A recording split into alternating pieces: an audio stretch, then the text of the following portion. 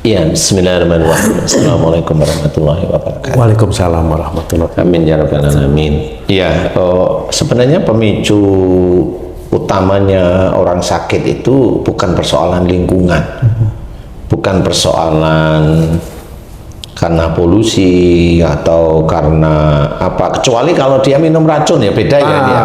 Ini beda. Karena yang diminum sendiri sudah bisa menimbulkan sakit. Ya, betul. Jadi yang penyakit umum aja ya, penyakit umum itu umpamanya ya batuk, ya pilek, ya kemudian sesak nafas, kemudian pusing atau mulai agak berat-berat dikit, saraf terjepit ya.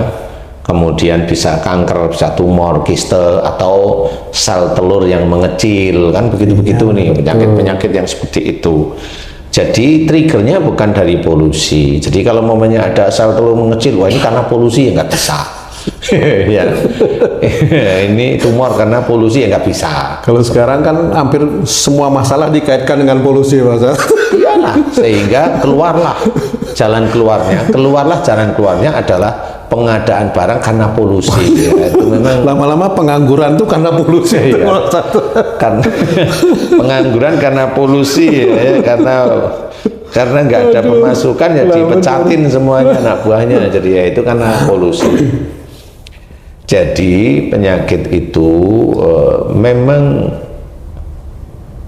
di dunia ini kan belum bisa menemukan yang sesungguhnya, kecuali stroke karena pecah pembuluh darah, nah itu.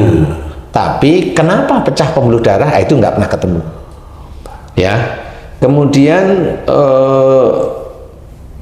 pembuluh darah jantung tersumbat, dia kena jantung koroner sehingga harus pakai ring. Nah, kenapa kok bisa ada sumbatan pada pembuluh darah di jantung? Terjawab, mamanya kolesterol tinggi. Pertanyaan, kenapa kolesterol bisa tinggi? Kan itu harus dicari. Nggak semua orang yang gendut, nggak semua orang yang gendut kolesterolnya tinggi.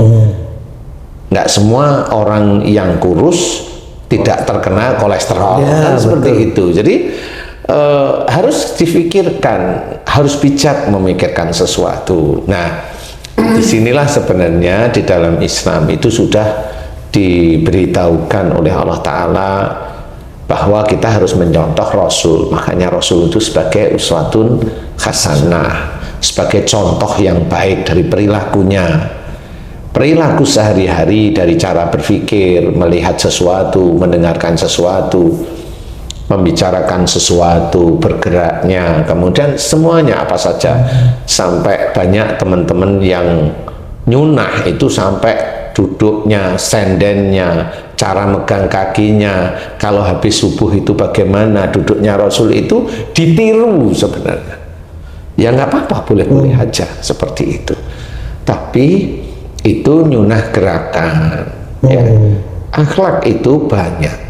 Jadi akhlak itu adalah dari sebenarnya diawali dari nafsu seseorang. Nah, nafsu inilah harus mencontoh Rasul yang nafsunya tidak berlebihan, standar sebagai seorang muslim. Kemudian juga apa namanya, bisa dieliminir nafsu-nafsu yang tidak baik. Nafsu-nafsu yang baik, Rasul itu biasanya tetap itu dari Allah Ta'ala, diminta melakukan ini, diminta melakukan ini, diminta melakukan ini, seperti itu. Nah, itulah kita mencontoh akhlak Rasulullah. Selama ini akhlak yang berhubungan dengan melihat, yang berhubungan dengan berpikir, ini akhlak ya. Yang berhubungan dengan mendengar, yang berhubungan dengan bicara. Bicara nanti dibagi macam-macam, semuanya ya, termasuk melihat, mendengar, berpikir itu dibagi macam-macam. Bicara dengan nada lembut, bicara nada agak keras, bicara lembut tapi menyakitkan. Nah, ini beda lagi. Bicara yang lembut menyakitkan terus, nggak kasar. Ada bicara yang nggak menyakitkan tapi teriak-teriak. Istilahnya, kami dari suku ini nggak bisa bicara lembut. Nah, ya itu terserah aja. Allah aja menyuruh kita itu lembut dalam segala urusan. Ya, kemudian apa? Nada bicara aja udah beda-beda. Dari yang lembut, kelihatannya lembut tapi menyakitkan ada. Yang lembut karena takut ada. Ini loh, mah sama istrinya. Ini mah, saya mau ini boleh? Mau apa kamu? Mau beli mobil mah. Uangmu ada nggak? Mama yang bawa. Itu lembut karena takut kan gitu. Sama bos juga ada tuh bahasa yang takut kan? Oh gitu ya. Jadi dari mulai bicara itu nanti macam-macam. Nah, di titik macam-macam inilah sebenarnya penyakit dari tenggorokan, mulut itu banyak. Dari melihat sesuatu tersinggung apa enggak, nanti penyakit di mata itu banyak. Jadi bagaimana dia dikasih dikasih nasihat, dia terima dengan enak, dengan lega, apa dia dikasih nasihat diem tapi menolak? Itu dikasih nasihat dia menolak, dikasih pandangan dia menolak, atau kasar dia juga menolak, itu nanti dia muncullah katarak seperti itu. Nah, katarak itu dari polusi? Enggak juga. Katarak insya Allah selama ini saya teliti memang orangnya relatif kalau diberi masukan itu menolak. Seperti itu. Nah, kemudian tenggorokan sama, akhirnya kayak Haji J namanya gatel terus. Nah, gatelnya tenggorokan Haji J ini bukan masalah polusi, enggak. Karena Haji J ini kan gatel itu kan sebenarnya Haji J itu pengen banyak ngomong sama istrinya, tapi terkendala nggak berani. Sehingga yang mau diomongkan itu terkunci, nggak keluar. Nah, itu menjadi keinginannya kuat tapi nggak bisa keluar. Seperti itu. Kayak mamanya Tung sebenarnya itu kan beda mamanya. Nah, itu cirinya apa?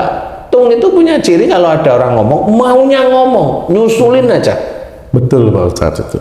Jadi kalau ada orang yang seperti Tung banyak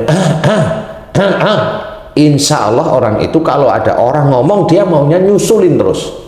Apalagi ngejak debat, ngonter atau pokoknya ikut ngomong, nimbrung atau ngonter seperti itu. Insya Allah seperti itu. Jadi kalau ada teman nggak usah takut, walaupun dia pendiam, dia memang hobinya ngonter omongan orang lain.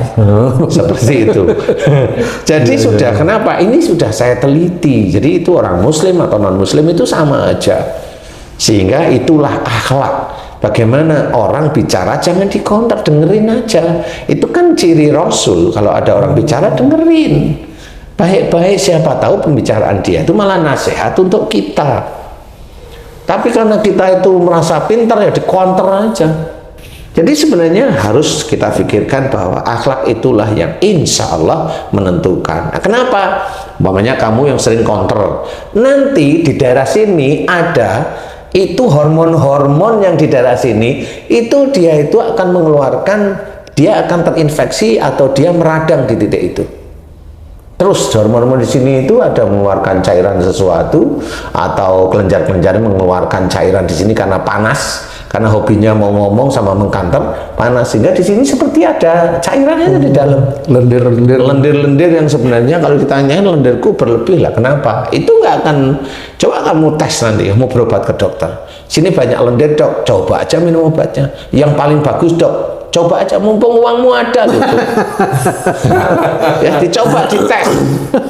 Setengah tahun bener minum obat yang dari Jerman umpamanya, ngilangin lendir. Hilang enggak sebenarnya. Nah, itu cara mengcounter itu seperti itu. Nah, coba umpamanya yang atau yang hobinya ngotot itu, coba dikurangi bicaranya.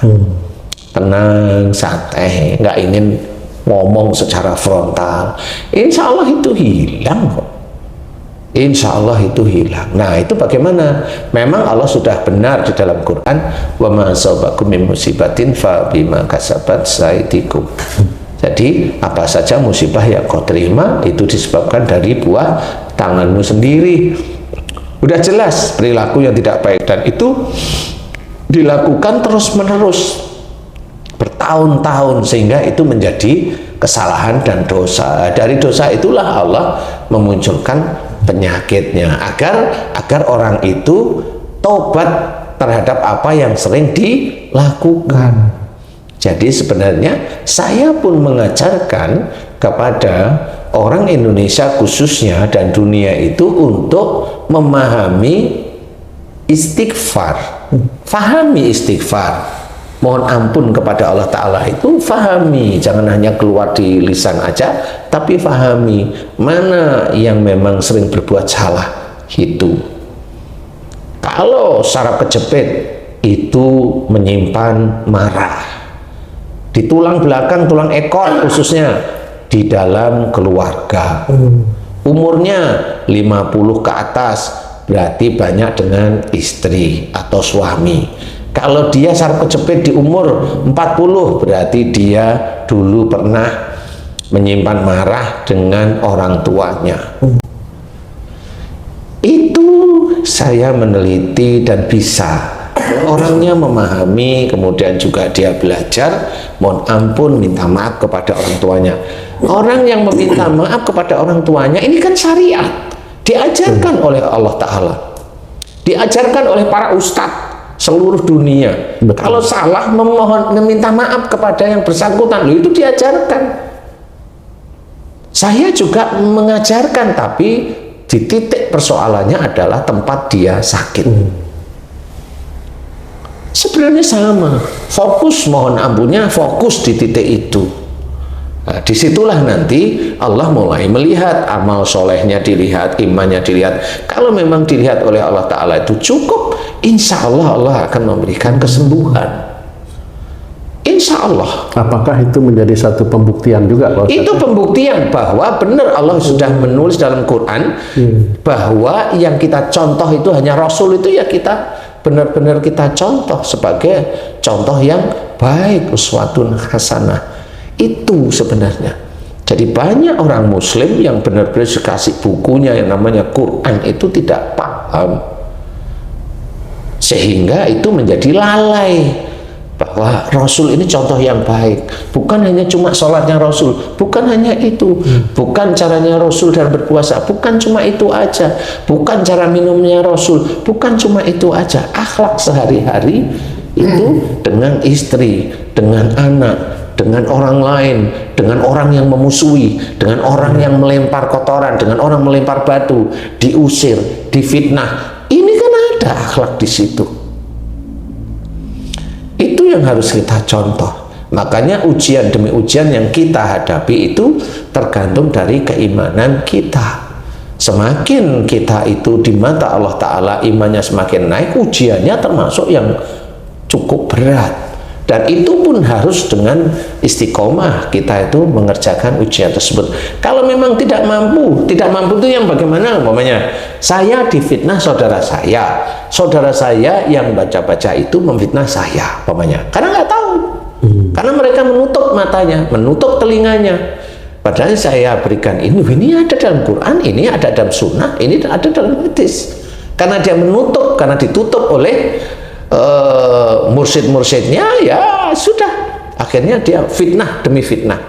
Saya mengetahui umpamanya saya difitnah, saya nggak bisa klarifikasi, nggak perlu saya klarifikasi. Kenapa?